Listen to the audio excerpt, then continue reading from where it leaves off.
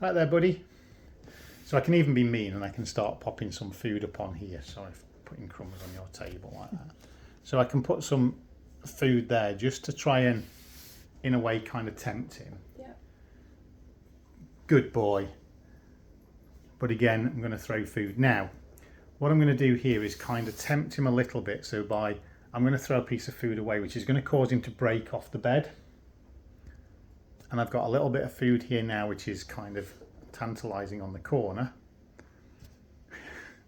Loki! I'm just going to throw one over there, hopefully not too far. So it breaks him off the bed. And what I want him to do is to think about what is he going to do.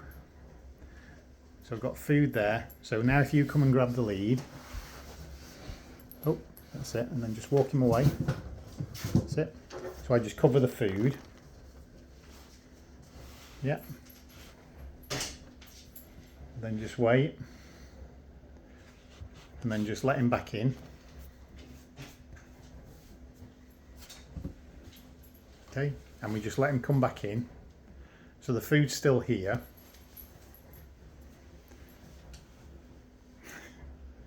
So again, what do I need to do? So the food's there, I'm just ready to cover it. Now the yawn can be a little bit of a stress reliever, i.e. context that is like, he's come up, he's tried to jump up, but I've just covered the food, you just walked him away. He's now come back in, very low level stuff. And he's like, he can see the food's there, but he's got to think, well, what am I going to do in terms that's going to get me rewarded? So we're giving him a chance to think this through. If we always point him to somewhere or tell him what he's got to do, the learning process doesn't happen. So it's just a case of how long can he wait. So you see when I talk about a disengagement game, it's like, well, okay. And his body may be a little bit stuck because he's kind of not moved, his head's moved, but his body hasn't moved at all. So he's kind of a little bit stuck, but he's made a decision now, goes back to there, and he's gone to lay down. Brilliant, good lad. And I'm just going to start throwing. Oops. So I'm going to break him off that bed again. And then hopefully now goes back.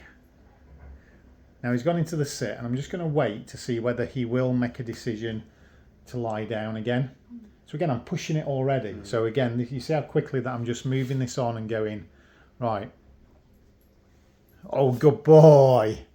Good lad. So now he's learnt into that kind of thing of, and I'm just going to reward him. There you go.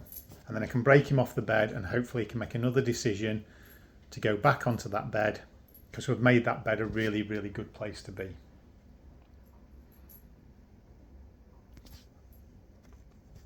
What a good boy. So again, we're just creating that cycle. Does that make sense? Yeah. I think he's done pretty well there. Yeah. But you can see he still made a mistake on one, and that's because we amped it up by putting the food here, which tempted him in. He then got his paws up on this bit, which was like, okay, we're not having that. We've said he can come in and he can rest his head for now, but then it'll change. I feel like that helps him make his next decision. Yes. And then once he's not putting his paws up anymore, then we'll change the criteria to you not to put your head on here anymore. And then it's like, no, we're only going to stay over there. So the criteria shifts. Good lad.